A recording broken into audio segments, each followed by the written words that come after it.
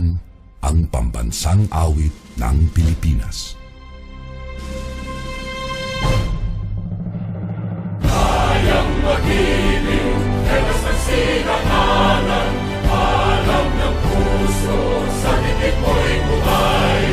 Lupang hinirang, tuyang ka ng magiting, sa manlulupin, di ka pasisigil, sa nagatang tutok sa simoy at sa langit ng bagaw, ay hinatang tula, kawin sa pagkayang minamahal, ang isang ng matawad mo'y tagumpay na nag-iibig, ang bituin at araw niya kailan ang may di magdidinig. Luman ang araw ng walhagit pagsinta, buhay langit sa piling mo. Ang inigaya ng pagkay mga api, ang mamatay ng dahil sa'yo.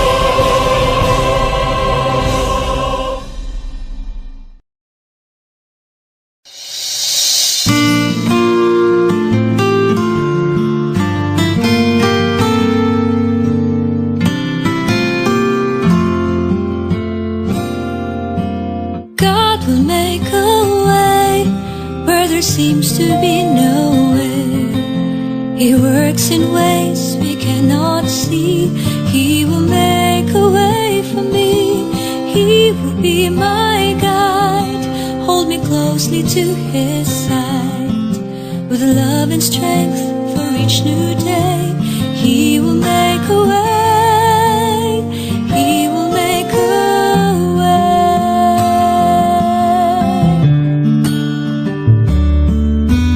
God will make a way where there seems to be no way. He works in ways we cannot see. He will make a way for me. He will be my guide, hold me closely to His side. With love and strength for each new day, He will make a way. He will make a way. By a roadway in the wilderness He'll lead me, and rivers in the desert will I see. Heaven and earth will fade, but His word will still remain. He will do something new today. God will make a way where there seems to be no way. He works in ways we cannot see. He will make a way for me. He will be my guide, hold me closely to His side. With love and strength for each new day, He will make a way. He will make a way.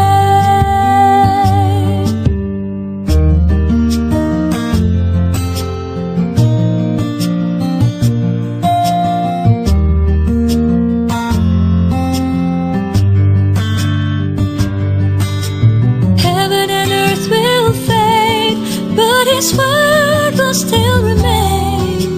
He will do something new today. God will make a way where there seems to be no way. He works in ways we cannot see. He will make a way for me. He will be my guide, hold me closely to His side. With love and strength for each new day, He will make a way. He will make a way. With love and strength for each new day, He will make a way. He will make a way.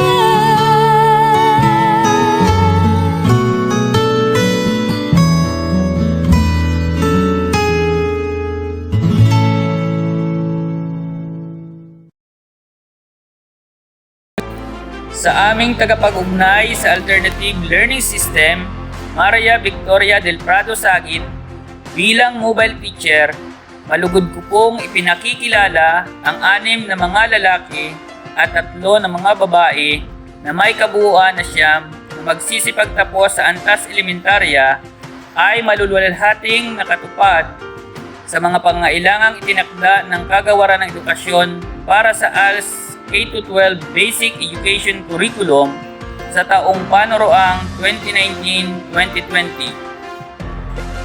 Sa aming tagapag-ugnay sa Alternative Learning System, Maria Victoria del Prado Sagit, bilang mobile teacher, malugod ko pong ipinakikilala ang 25 na mga lalaki at 32 na mga babae na may kabuuang 57 na magsisipagtapos sa antas ng junior high school ay malulhating nakatupad sa pangangailangang itinakda ng kagawaran ng edukasyon para sa ALS K-12 Basic Education Curriculum sa taong panuruang 2019-2020.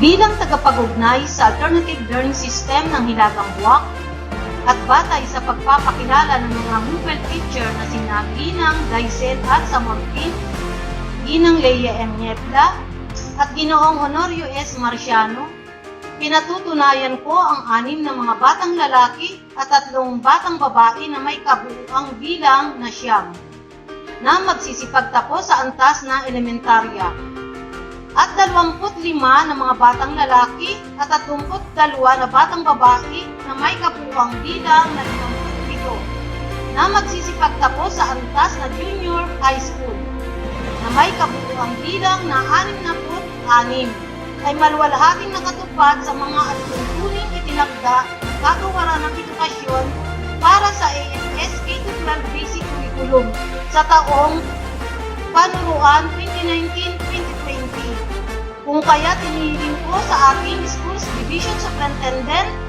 Dr. LCT Barrios na kinakatawan ng ating tagamasid pampurok ng Hilagang Buwak, Ginoong Pablito Luz Alcover na pagtibayin ang kanilang pagtatapos sa araw na ito. Maraming salamat po.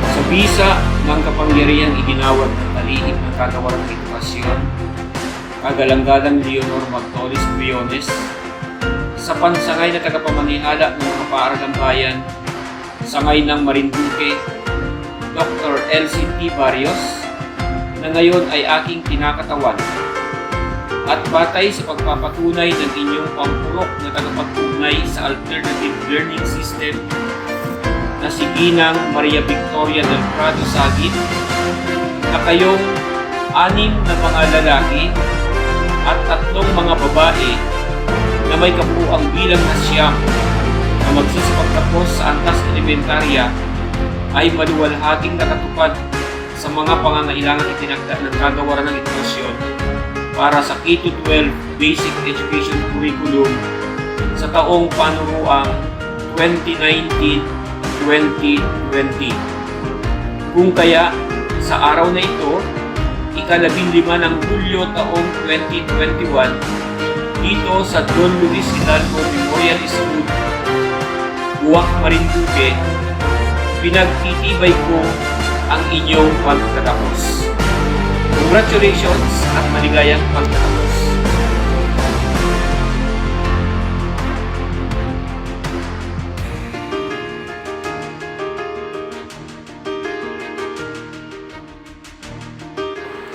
Sa bisa ng kapangyarihang iginawad ng kalihim ng kagawaran ng edukasyon, kagalang-galang Leonor Magtolis Briones, sa pansangay na tagapamanihala ng mga paaralang bayan, sangay ng Marinduque, Dr. LCT Barrios, na ngayon ay aking kinakatawan, at batay sa pagpapatunay ng inyong pampurok na tagapag-ugnay sa Alternative Learning System na si Ginang Maria Victoria del Prado Sagit, na kayong 25 mga lalaki at 32 mga babae na may kabuuang bilang na 57 na magsisipagtapos sa antas sekundarya ay maluwalhating nakatupad sa mga pangangailangang itinakda ng kagawaran ng edukasyon para sa K-12 Basic Education Curriculum sa taong panuruang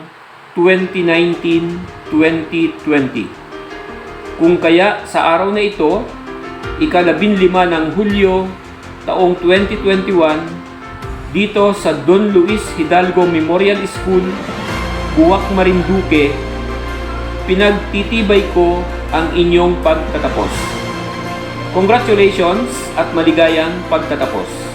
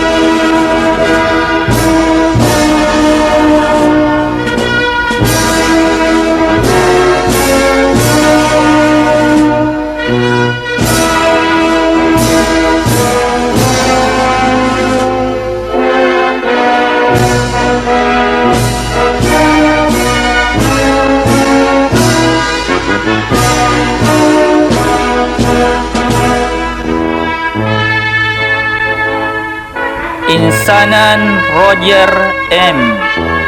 Buwak Iiskwela Kasarial Learning Center.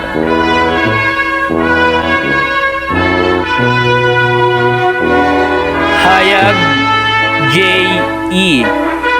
Buwak Iiskwela Kasarial Learning Center. Malitaw Robert M. Tabigi Community Learning Center.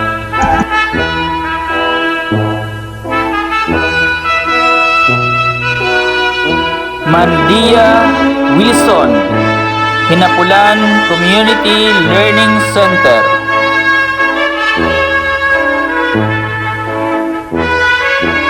Medalyon John Robert L. Balugo Community Learning Center. Villanueva John Paul L. Buwak Iiskwela Kasarial Learning Center. Moreno Cristina C. Sawi Community Learning Center.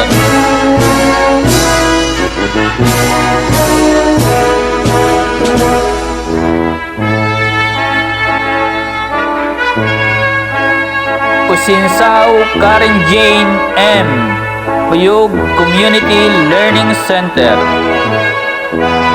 Quijano Gemma V.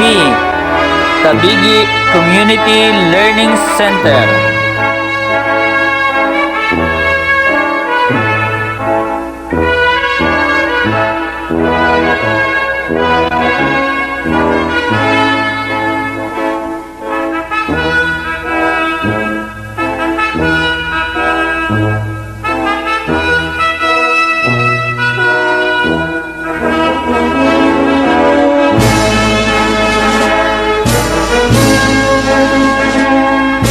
Apostol Wilfredo L. Tumagabog Community Learning Center. Hinang Jericho L. Buwak Iiskwela Community Learning Center. Labog Angelo J. Balugo Community Learning Center.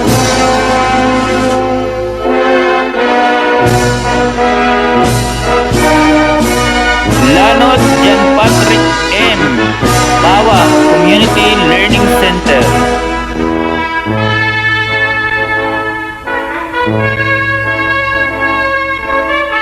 Lasik Nathaniel P. Balugo Community Learning Center.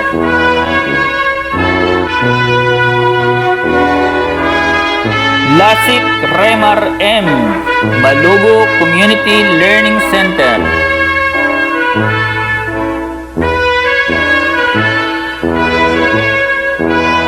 Lasarte Mac EJM. Balugo Community Learning Center.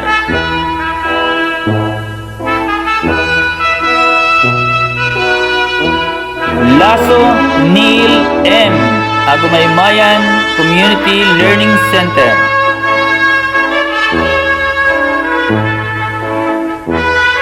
Leonardo Giancarlo M. Balogo Community Learning Center.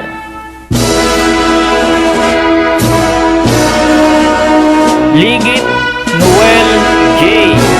Hinapulan Community Learning Center.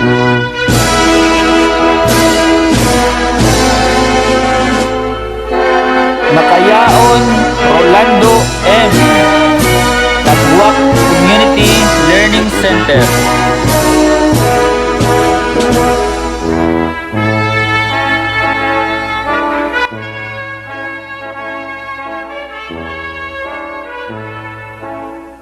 Malco Roland S. Buwak I-Eskwela Casarial Learning Center.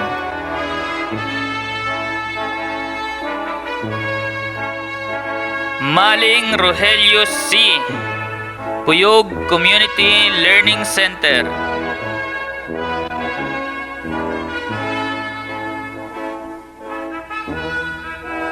Malitaw Joey M. Tabigi Community Learning Center. Malitaw Ronel M. Tabigi Community Learning Center.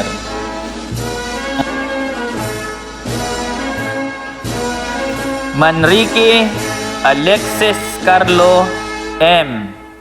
Puras Community Learning Center.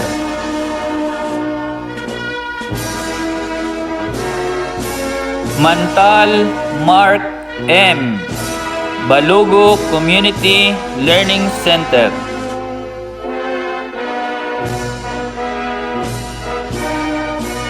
Manso Giselle C.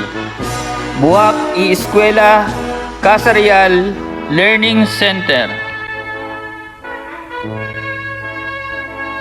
Marciano RJ M.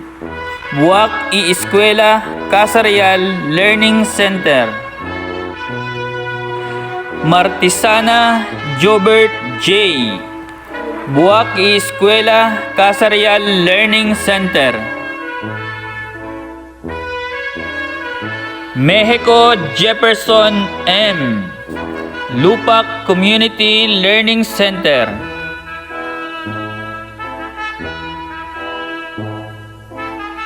Nabing Clarion Ray D. Buwak I-Eskwela Casarial Learning Center.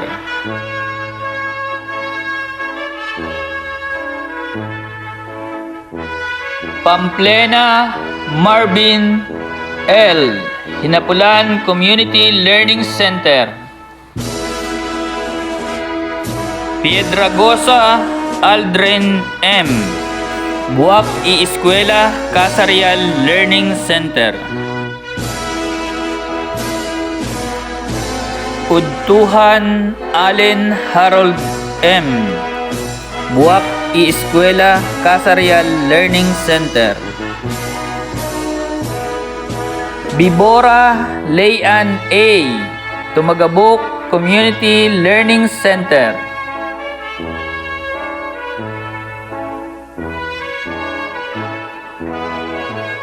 Puerto Cruz Maylin G. Hinapulan Community Learning Center. De Los Reyes Karen O. Buwak I-Eskwela Casarial Learning Center. Iscano Joan N. Lupak Community Learning Center.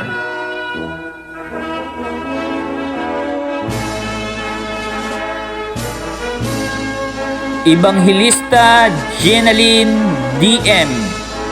Tabigi Community Learning Center. Jaime Risa May M. Buwak I-Eskwela Casarial Learning Center. Handa Dineflor Q. Buwak I-Eskwela Casarial Learning Center.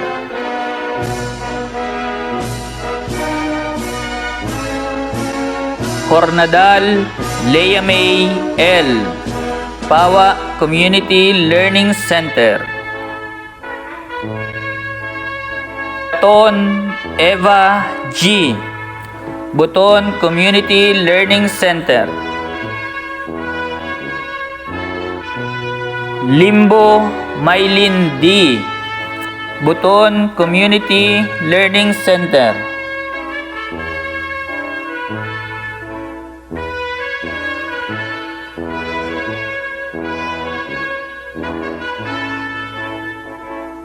Liwanagan Sarah Jane. Balogo Community Learning Center.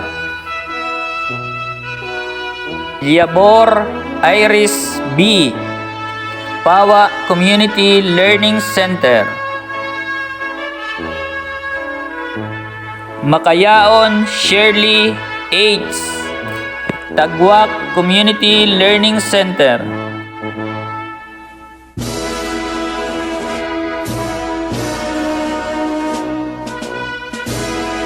Makulit Jolifer C. Tumagabok Community Learning Center. Magkulang Juliana C. Sawi Community Learning Center. Magkulang Marites M. Sawi Community Learning Center. Magyaya Mercedita M. Sawi Community Learning Center.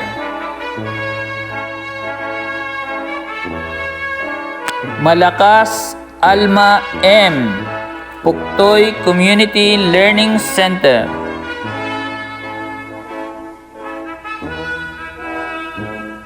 Malitaw Analisa A. Tabigi Community Learning Center.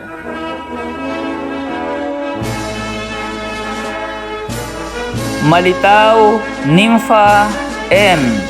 Tabigi Community Learning Center.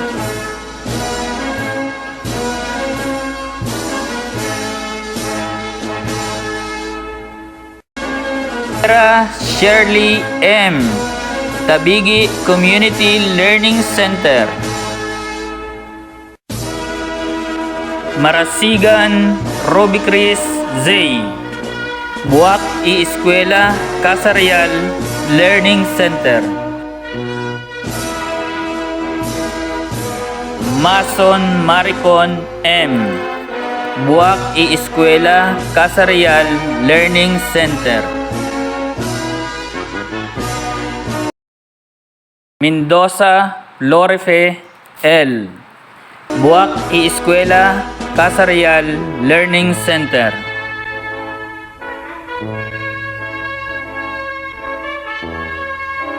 Mindoro Mary Jane M. Tabigi Community Learning Center.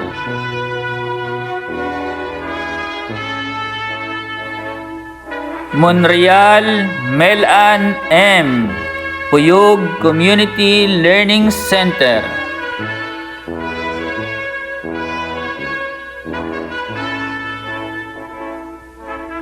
Claro Remelin B. Puktoy Community Learning Center. Murillo Janet L. Sawi Community Learning Center. Usinsaw Maria Christine Joy M. Puyog Community Learning Center.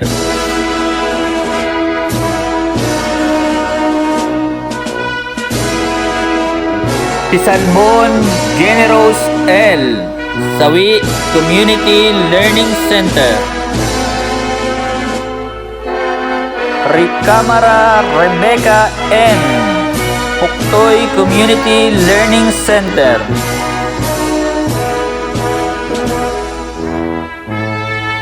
Seco Lisa M. Tabigi Community Learning Center.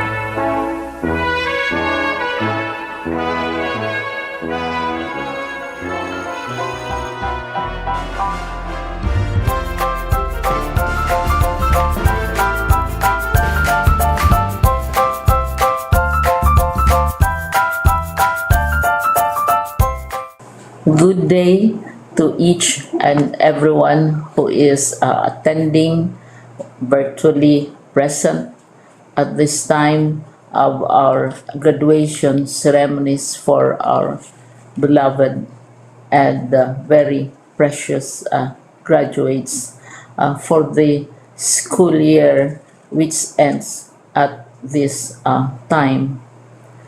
First of all, I'd like to greet the parents and family members without whose sacrifices, whose reminders, and whose participation in the learning process for our graduates have resulted in this culmination program.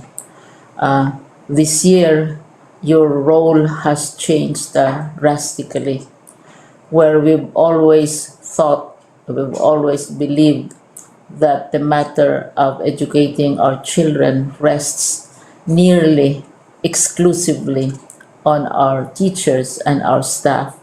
This time, you parents, you family members, you who are in the households of our learners have expanded your role and contributed to this wonderful day wherein finally our learners are graduating in this culmination exercise.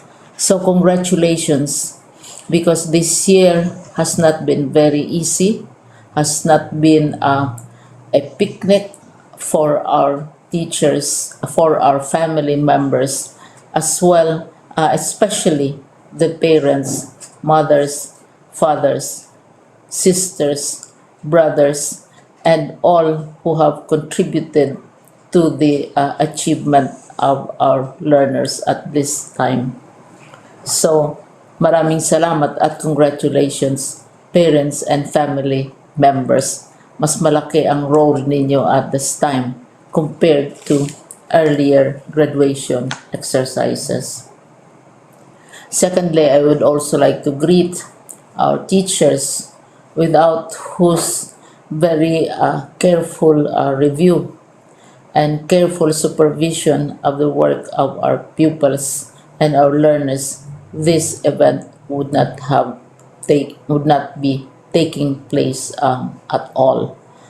And so thank you, teachers. Your role has also expanded, in addition to seeing to it that the modules are faithfully followed, the assignments are correctly implemented, and the learners are truly learning. And you have had to deal with new ways of assessing the performance also of the learners. So congratulations, teachers, for enduring, for your patience, for your love for our learners, and your willingness to engage in a way and methods of teaching which are different from those which are used to. Assessment must have been especially difficult for you, especially since you were not able to see most of the time our students in face-to-face meetings, and most of the meetings, of course, were virtual. We'd also like to thank the local government units for their interest, for their cooperation, and for their continuing contributions to the needs of education, even as our children do not go to school. Your donations of material as well as financial resources at this time are most welcome, and your advice has been taken seriously not only by our teachers, by our school officials, but also by our officials in the Department of Education.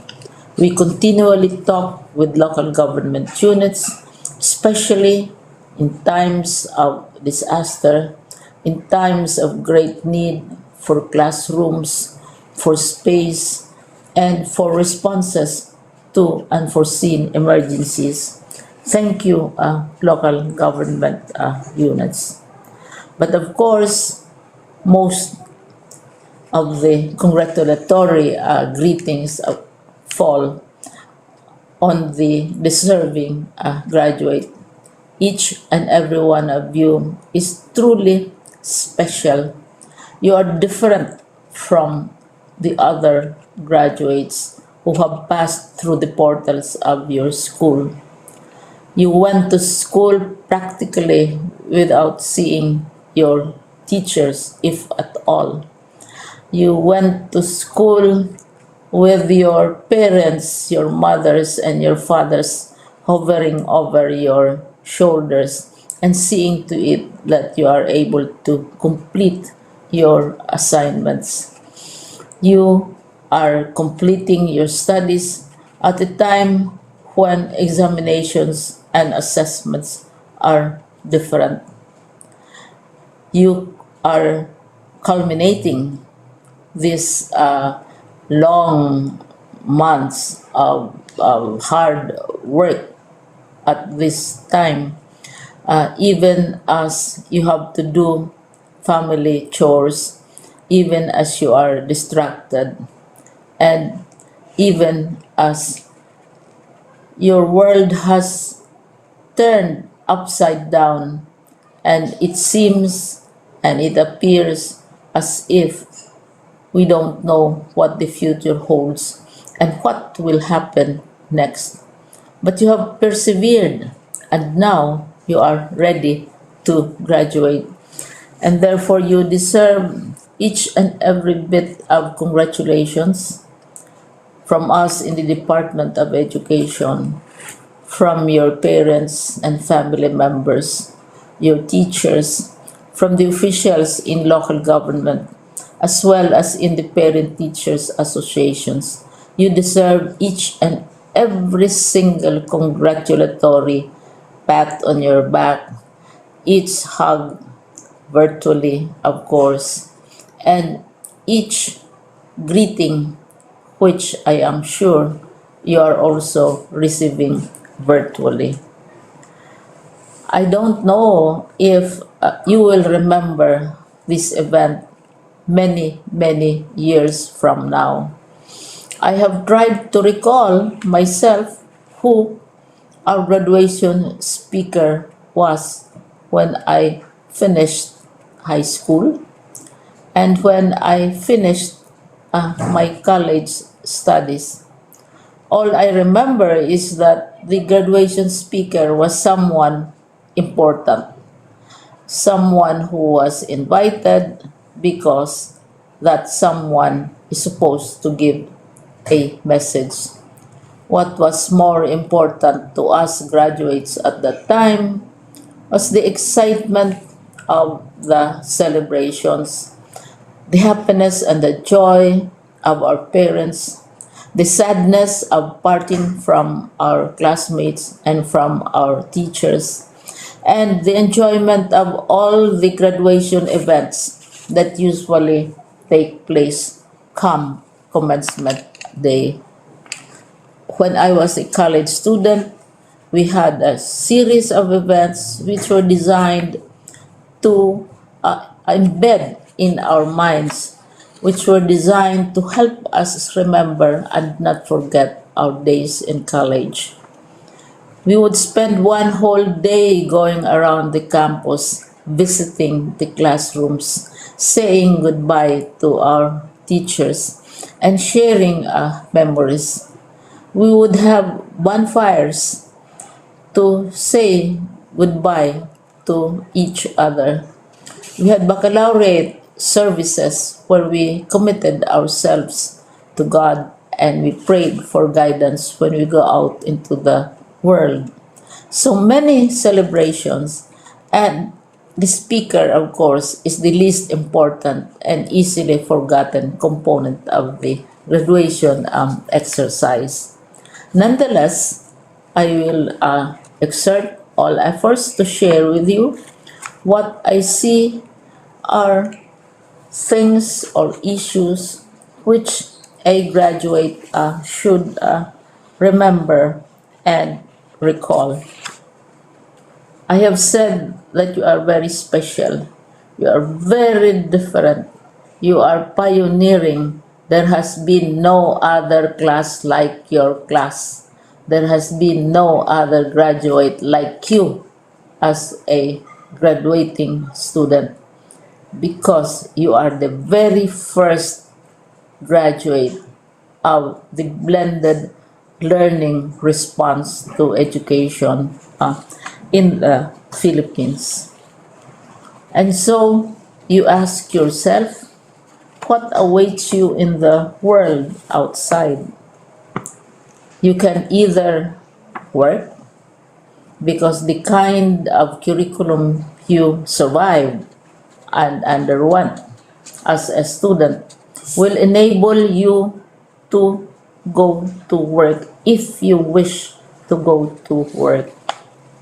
Some of you will proceed to further studies, and this would be a wonderful thing, because there are many opportunities for further expanding your knowledge, for further answering and looking for explanations of issues, events that make you curious, especially in science, in technology, and also in the arts.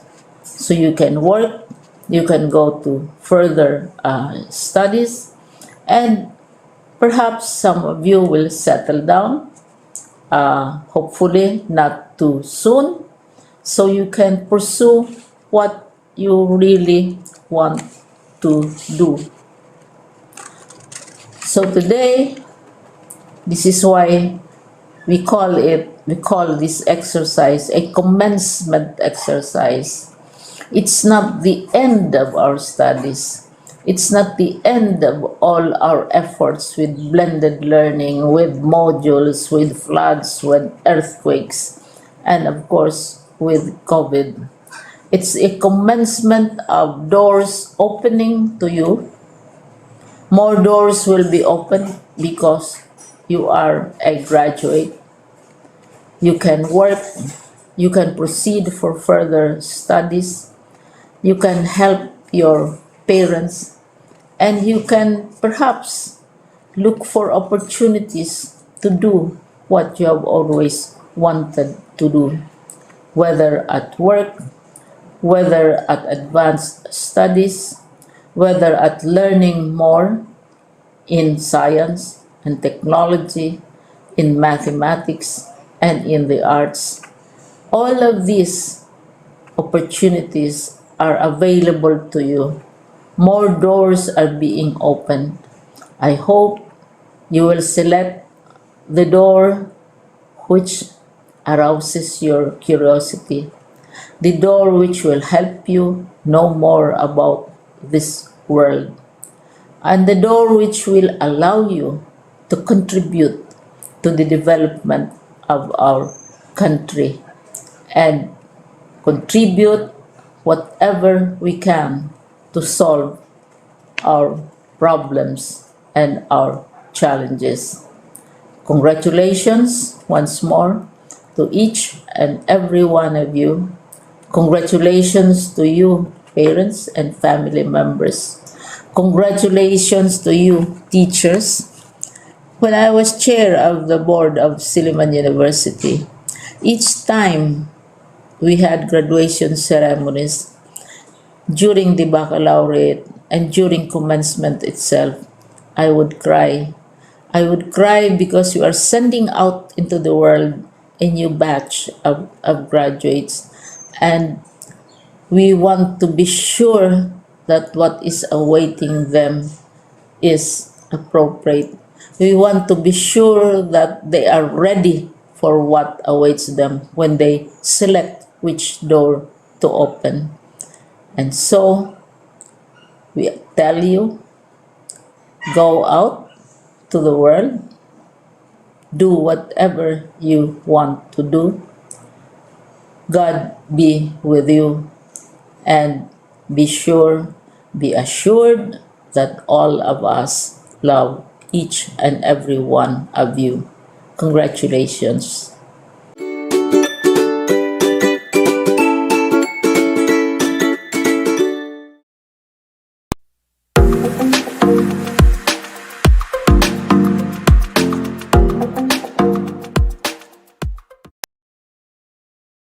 To our distinguished guests, our Schools Division Superintendent, Assistant Schools Division Superintendent, and other Schools Division officials and personnel. To our school heads, teachers, and staff. To everyone present in this platform, a great day to all of you. Greetings of safety and protection to our graduates and completers this school year 2020-2021. Congratulations, everyone. In spite of continuing limitations brought about by COVID-19 pandemic, your resilience and perseverance as Filipino learners really shone through, once again proving how much you put premium on your education and on your future. You rose above all adversities, moved forward, and showed this country, this region, that nothing is impossible when you place your education at the top of your priorities. Again, kudos to all of you. This school year, the education of our children was triumphantly continued, implemented, and completed. However, this success is not attributed to DepEd alone, but more so to our parents, to our barangay officials, to our mayors, governors, and representatives, to our education partners, to our entire communities, and of course, to our teachers and learners. Thank you very much for wholeheartedly embracing all these changes and for supporting all our reforms, programs, and advocacies. This tremendous success is the fruit of our unwavering faith in each other. This year's theme is strengthening quality education amid COVID-19 pandemic. Serves as the continuing guide to all the good work that we have started, while refining those that needs improvement. In the midst of this pandemic, the challenge to provide a strong education becomes more profound. We have yet to see the end of this health crisis. But with the collaborative efforts of everyone, we shall again rise above. We have done it last year, and we can do it better this school year. Like a soldier in a battle, we remain standing, brave and strong to continue on. Challenges are hurdles that will make us more innovative, more resilient than ever. Armed with knowledge and experiences that we have gathered last year, we will use all those to help one another. We will welcome good experiences and best practices that speak of great and relevant programs and projects. But of course, our top priority will always remain to be the health and safety of everyone. So dear pupils and students, be wise, continue learning, and set big goals for your future. Work on attaining your dreams and encounter failures, but do not ever quit. Pray for courage and always listen to your heart. God is always in control and He will never forsake us. Stay motivated and confident, for this pandemic shall end eventually. And when that happens, all together, we will look forward to a brighter, COVID-free tomorrow. Again, congratulations everyone, and God bless us all.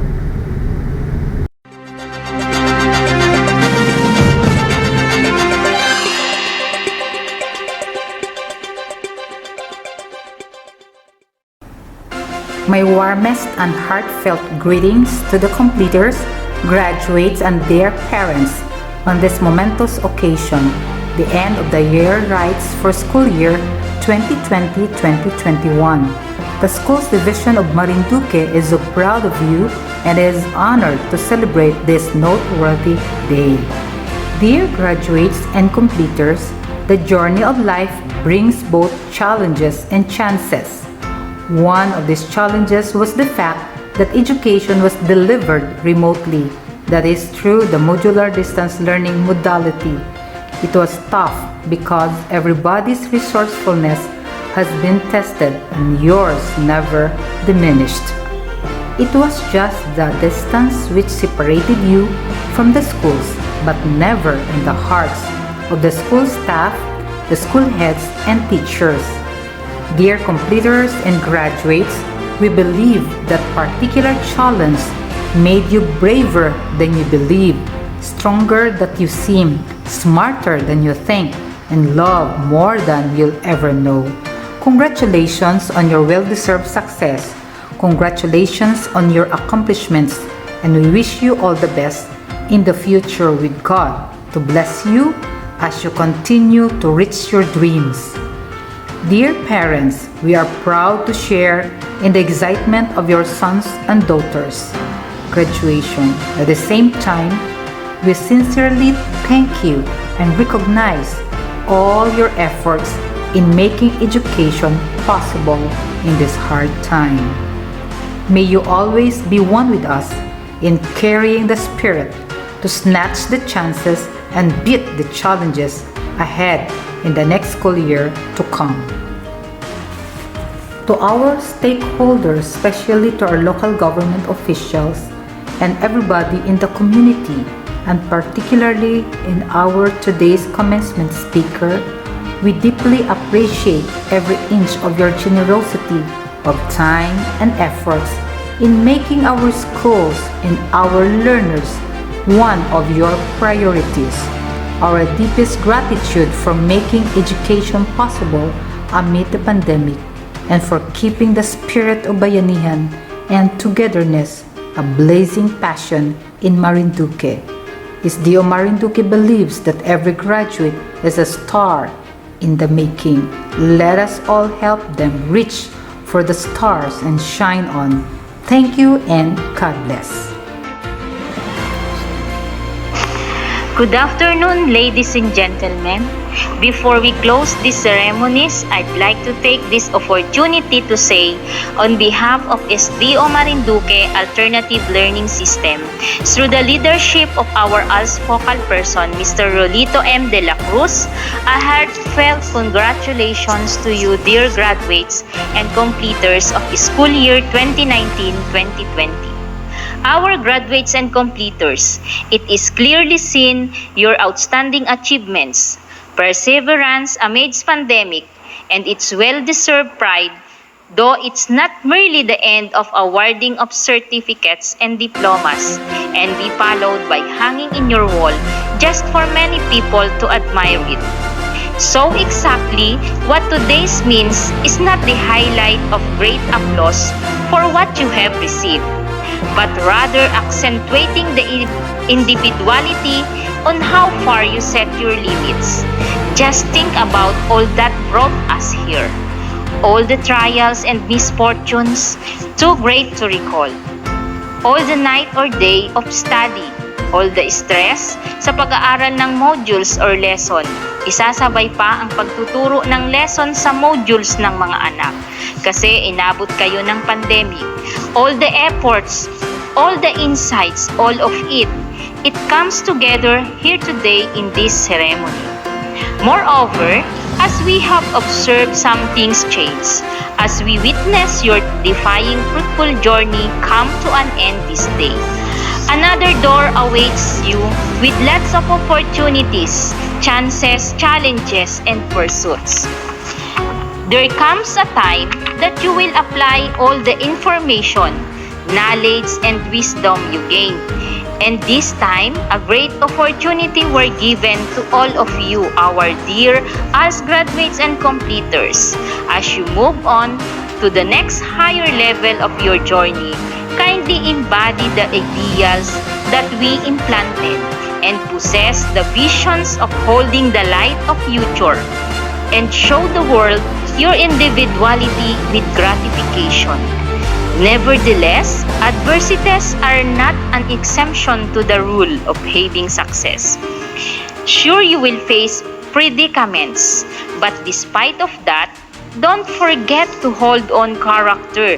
That is very crucial. That will be your reflection for tomorrow on how you will build a strong foundation in your family, peers, community, and even yourself. As I leave, noteworthy quotation from famous philosopher Confucius. Our greatest glory is not in never falling, but in rising every time we fall. Once again, congratulations.